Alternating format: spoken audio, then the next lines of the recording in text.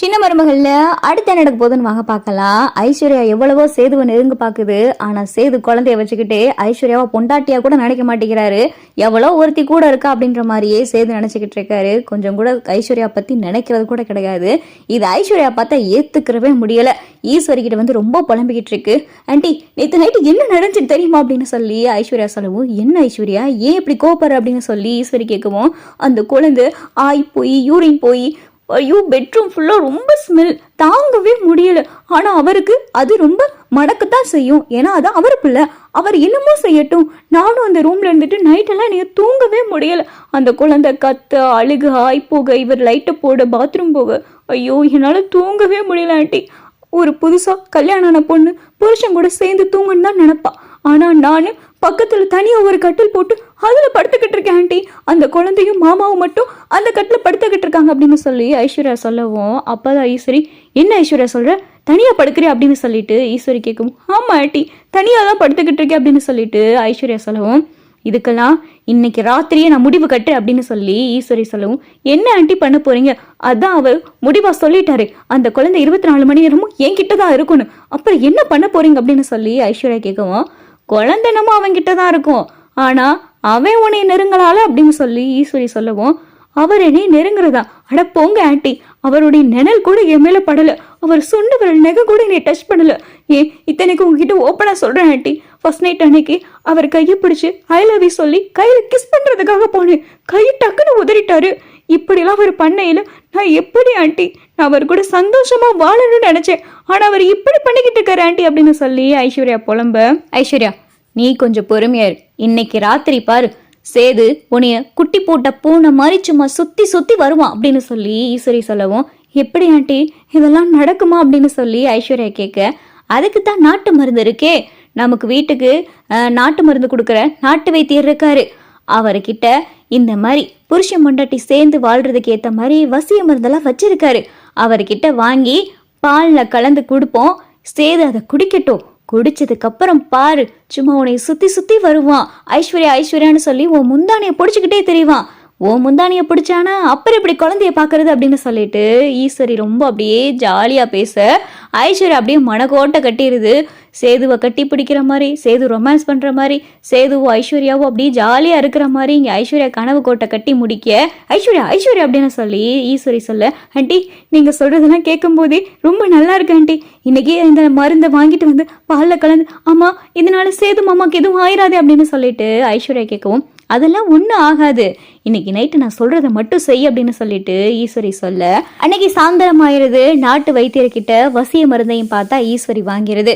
இந்த விஷயம் வெளியில யாருக்கும் தெரியக்கூடாது அப்படின்னு சொல்லிட்டு ஈஸ்வரி வைத்தியர்கிட்ட சொல்ல, அதெல்லாம் தெரியாதுமா அப்படின்னு சொல்லி வைத்தியரும் சொல்லிட்டு போக, அந்த மருந்தை பார்த்தா பாலில் கலந்து ஐஸ்வர்யா ரெடி பண்ணிக்கிட்டு இருக்கு.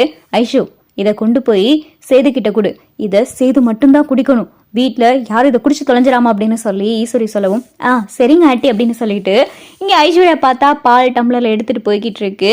குழந்தை அப்பதான் அழுதுகிட்டு இருக்கவோ சேது கையில வச்சு தாளாட்டிக்கிட்டு இருக்காரு.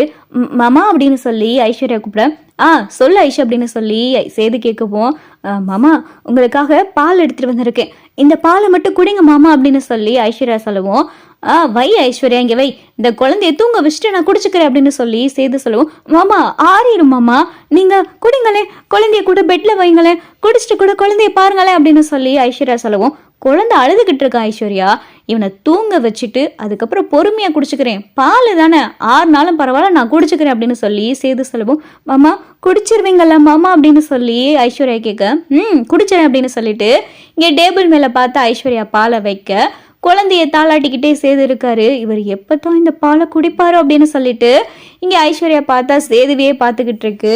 குழந்தையும் தூங்கிடுது. சேதுவும் பார்த்தா அந்த பால் எடுத்து குடிக்கவும் செஞ்சிடறாரு.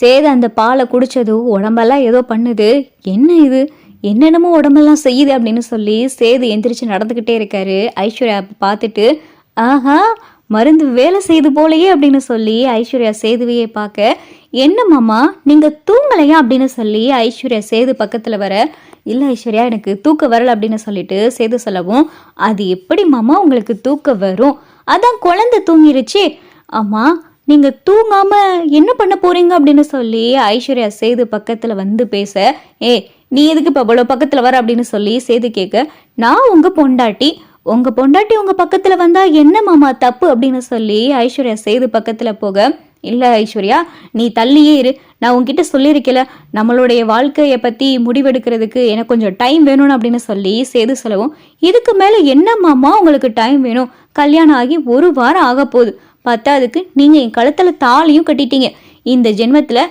நான் தான் உங்களுக்கு பொண்டாட்டி, இதுல என்ன முடிவெடுக்க வேண்டியது இருக்கு அப்படின்னு சொல்லி ஐஸ்வர்யா சேது கிட்ட பேச, இல்ல ஐஸ்வர்யா அது ஐஸ்வர்யா அப்படின்னு சொல்லி சேது தயங்கி நிக்க, அப்பதான் ஐஸ்வர்யா பட்டுன்னு பார்த்தா சேதுவை கட்டி பிடிச்சிருது. ஏ ஐஷு ஐஷு அப்படின்னு சொல்லிட்டு இங்க சேது ஐஸ்வர்யாவை தடுக்க, கீழே மலர் பார்த்தா சேது பால் எடுத்துட்டு போகாம குழந்தையோடைய பால் டப்பா எல்லாத்தையும் கீழே வச்சுட்டு வந்திருப்பாரு. என்ன மாமா, பால் டம்ளர் எல்லாமே இங்கேயே இருக்கு, குழந்தைக்கான பால் டப்பாவும் கீழே இருக்கு, நைட்டு குழந்தை அழுதா எப்படி, நானே போய் கொடுத்துட்டு வரேன் அப்படின்னு சொல்லிட்டு பால் டப்பா பாலெல்லாம் எடுத்துக்கிட்டு மாடிக்கு போறாங்க. கதவை மலரு தட்டுறாங்க. கதவை தட்டுற சத்தத்தை கேட்டதுமே சேது அலாட் ஆயிராரு. ஏ ஐஷு தள்ளு முதல் அப்படின்னு சொல்லிட்டு ஐஸ்வர்யா பிடிச்சி ஒரே தள்ளுறாரு. இங்க கதவை தட்டினதுனால கதவை திறந்து பாக்குறாரு மலரு. என்ன மலர் அப்படின்னு சொல்லி சேது கேட்கவும், இல்ல மாமா குழந்தைக்கான பால் டப்பா ஆத்தி வச்ச பால் எல்லாமே கீழே வச்சுட்டு வந்துட்டீங்க, நைட்டு குழந்தை பசியில் அழுதுச்சுன்னா நைட்டு எந்திரிச்சு வந்துக்கிட்டு இருப்பீங்களா, அதை கொடுத்துட்டு போகலான்னு வந்தேன் அப்படின்னு சொல்லி மலரு சொல்லவும், ரொம்ப நன்றி மலர் அப்படின்னு சொல்லி சேது வாங்கி வைக்கிறாரு. இவ ஒருத்தி எல்லாம் கூடி வர நேரத்தில் கெடுத்து விட்டுட்டாளே அப்படின்னு சொல்லிட்டு ஐஸ்வர்யா அழுதுகிட்டு இருக்க. இங்கே பாரு ஐஷு, உங்ககிட்ட நான் ஒன்று சொல்கிறேன், நல்லா கேட்டுக்க. நம்மளுடைய வாழ்க்கையை பற்றி நான் இன்னும் முடிவெடுக்கலை. இப்போத்தட்டிக்கு என் மனசுக்குள்ளே இருக்கிற ஒரே விஷயம் என் குழந்தைய நல்லபடியாக பார்த்துக்கிறணும், அவ்வளவுதான். நீ அது தட்டிக்கும் என்கிட்ட இப்படி நெருங்குறது, தேவையில்லாமல் என்கிட்ட இப்படி பேசுறது, இதெல்லாம் வச்சுக்கிறாரு. இப்படியெல்லாம் நீ செய்வேனா, நீ தயவு செஞ்சு ரூம்ல போய் படுத்து, பக்கத்துல இருக்கிற ரூம்ல போய் படுத்துக்க, இங்க கூட நீ தூங்க வேணாம் அப்படின்னு சொல்லி சேது சொல்லவோ ஐஸ்வர்யாக்கு பார்த்தா ஒரே அசிங்கமா போயிருது. போய் குளிச்சுட்டு வந்தாதான் இதெல்லாம் சரியா அப்படின்னு சொல்லிட்டு சேது போய் குளிச்சுட்டு வராரு. குழந்தை பார்த்தா மறுபடியும் அழுக ஆரம்பிச்சுட்டு, அச்சோ அழுகாதடா அப்படின்னு சொல்லிட்டு சேது பாலெல்லாம் ஆத்தி பால் டப்பால வச்சு குழந்தைக்கு கொடுத்துக்கிட்டு இருக்காரு. ஐஸ்வர்யா அதை பார்த்து பயங்கரமா எரிச்சல் ஆகுது.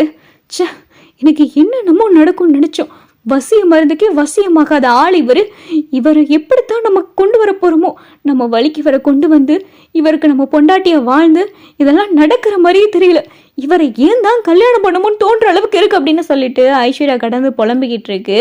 சேது வழக்கம் போல குழந்தைய பார்த்துட்டு குழந்தைய தட்டி கொடுத்துட்டு அப்படியே குழந்தை கூட படுத்து தூங்கிடுறாரு. ஐஸ்வர்யா விடிய தூங்காம உட்காந்து சேதுவையும் குழந்தையும் பார்த்துக்கிட்டே இருக்கு. இந்த குழந்தை வர்றதுக்கு முன்னாடி கூட சேது மாமா கிட்ட என்னால நெருங்க முடிஞ்சு, இப்ப இந்த குழந்தை வந்ததுனாலதான் சுத்தமா எதுவும் நடக்க மாட்டேங்குது அப்படின்னு சொல்லிட்டு இங்க ஐஸ்வர்யா கடந்து புலம்பிக்கிட்டு இருக்கு.